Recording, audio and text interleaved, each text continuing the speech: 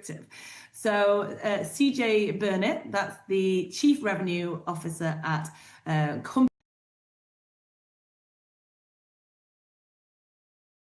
and are quiet markets like this usually a warning sign for bigger moves ahead? Do let me know what you think in the comments below on whichever platform you're watching from today. I don't want this just to be me talking at you. I want a dialogue if possible. Is that asking too much?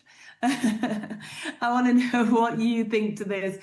And I think it's quite interesting, you know, what Compass Mining was saying about you know, the Bitcoin mining, about the investment cycle and everything, and about how it's the pause actually that means more than what they're going to say. So, I mean, let's see what comes from that, shall we?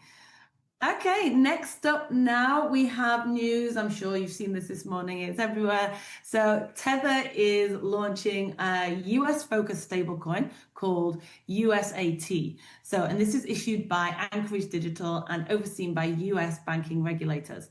So the token is designed specifically for the American market. And, you know, so like I said, it's issued by Anchorage Digital, but that is the only federally chartered crypto native bank in the US. So that is why that's relevant. So the structure places USAT under the supervision of the Office of the Comptroller of the Currency. So, and that has... it's such a tongue twister, the Office of the Comptroller of the Currency. So they have authority over reserve rules and compliance for stablecoins operating at scale. So Tether says that USAT is now available for trading on exchanges, including Kraken and Crypto.com, and that its reserves are custodied by Cantor Fitzgerald. So that's obviously a major US Treasury dealer with long-standing ties to the firm. So USAT is built to operate within the regulatory framework created by the Genius Act, which sets strict standards for dollar-backed tokens, including requirements that reserves be held mainly in cash and US Treasuries. And so Tether's flagship stablecoin, USDT, does not currently meet those standards because its reserves also include assets such as Bitcoin and gold. Obviously, this is where my mind went to straight away, like, wait, they've already got one. Why are they launching another one? So analysts say that USAT could become the first credible domestic rival to Circle's USDC, which has long dominated the US regulated stablecoin market. So at the same time, some warn that the launch carries internal risk for Tether, with USAT potentially drawing institutional demand away from USDT, you know, rather than expanding it. But what do you think? Why did Tether go down this route? Why did they launch a separate US stablecoin instead of, you know, changing their existing USDT? Would that have been much harder? It seems strange because now they have to fully promote a new product from scratch, don't they? Yeah, I'm quite surprised by this, but at the same time, I do not get the mechanics. You tell me why this makes sense and why it does not make sense in the comments below. I want to see both sides of this, what the pros and cons of just launching a completely new stablecoin in order to maybe pacify the regulators. And yeah, how much truth is there in the fact that this will give USDC real competition in the US, do you think?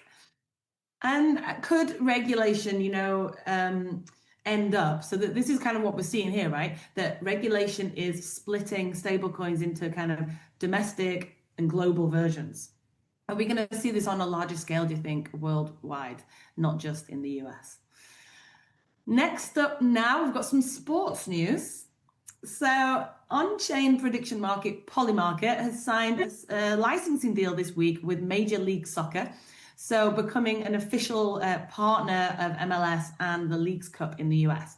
So under the agreement, Polymarket is named the exclusive prediction market partner across headline events, including the MLS All-Star Game and MLS Cup, which is presented by Audi.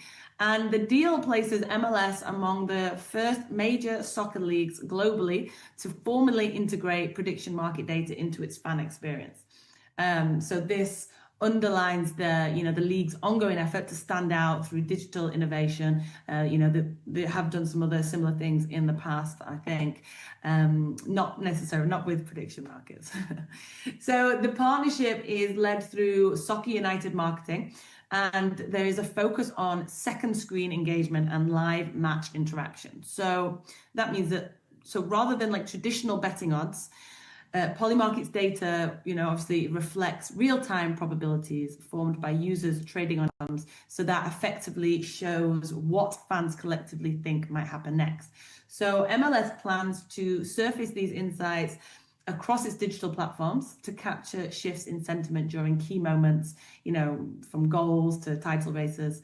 And Polymarket founder Shane Copland says that fans increasingly want deeper ways to engage with matches, while MLS leadership frames the move as a way to position the league as an early adopter of new formats that blend data, media, and participation. So crucially, this deal also reflects a broader commercial shift across US sports. So prediction markets operate, as we know, differently from sports books. So focusing on crowd expectations rather than fixed betting lines, which has made them attractive partners for leagues navigating complex gambling rules. Though we have also seen that regionally, the regulation coming down on these prediction markets it really does vary. We've seen it a lot in different regions in the US, but we've also seen it now from other countries as well. So I wonder whether partnerships like this will help strengthen them and kind of make them more resilient against any incoming regulation, or is it a risky move to get in there like this, even though you know that regulation could come really soon and outlaw it? What do you think? Is it a smart move? Could it help? Or I don't know. Or have you just got to keep moving on with, technological innovation kind of regardless sometimes of regulation, because they can move so fast. They could change kind of suddenly depending on where it is that you live, I guess. So anyway, so similar agreements have already been in place with, the National Hockey League and with individual teams like the New York Rangers, and Polymarket and Kalshi continue to license their data to, media companies and search platforms. I think it was CNN, CNBC that we've had recently that are going to, include it on screen in, live time as part of their broadcasting. And so, what do you think to this? Are these all positive moves? And does it blur the line at all between, like sports watching and financial markets? Is it going to kind of combine? It might attract some people who are kind of a little bit, keen on watching sports, but not that much. It might add a bit more of a competitive side to it. Is that a good thing or a bad thing? Does it take away from the purity of just, enjoying sport for sport's sake? Do let me know in the comments below. I can definitely see it from both sides. Okay, next up now, our next news story of the day. So there's new data in from Artemis. So I looked at their report. This is a graph from there. And they found that crypto-linked payment cards are emerging as one of the fastest growing segments in digital payments. And monthly crypto card spending has surged from around $100 million 2023 to more than $1.5 billion by late 2025. So that represents a compound annual growth rate of 106%.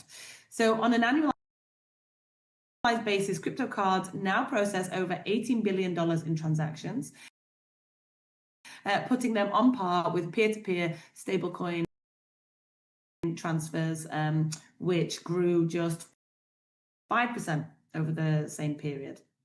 So, despite similar numbers of card programs, Visa actually captures 90% of on-chain crypto card volume, despite,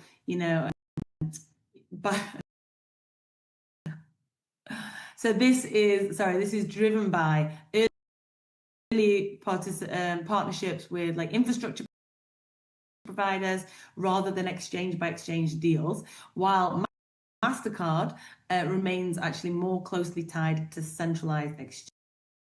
exchanges. So Visa doing much better than MasterCard there.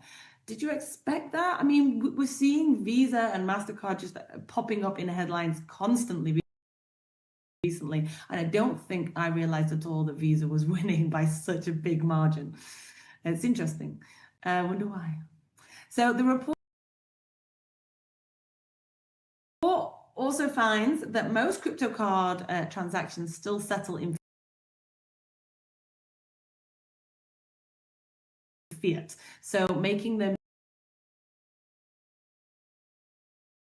indistinguishable from traditional card payments, at the merchant level anyway. But native stablecoin payment is also, it's accelerating rapidly. So growth is strongest in emerging markets where stablecoins, solve real economic problems.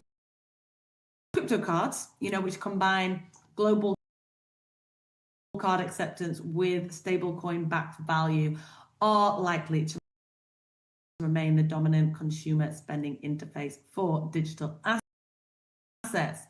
So, why are crypto cards, do you think, growing so much faster than peer-to-peer stablecoin payments? And what makes emerging markets like Argentina and India stand out in this data? Do you have a crypto card? Is this something that you like? I mean, I don't have one. I wasn't kind of like, so were you expecting this this information, in the news today? And how much have crypto cards in what they offer you in return?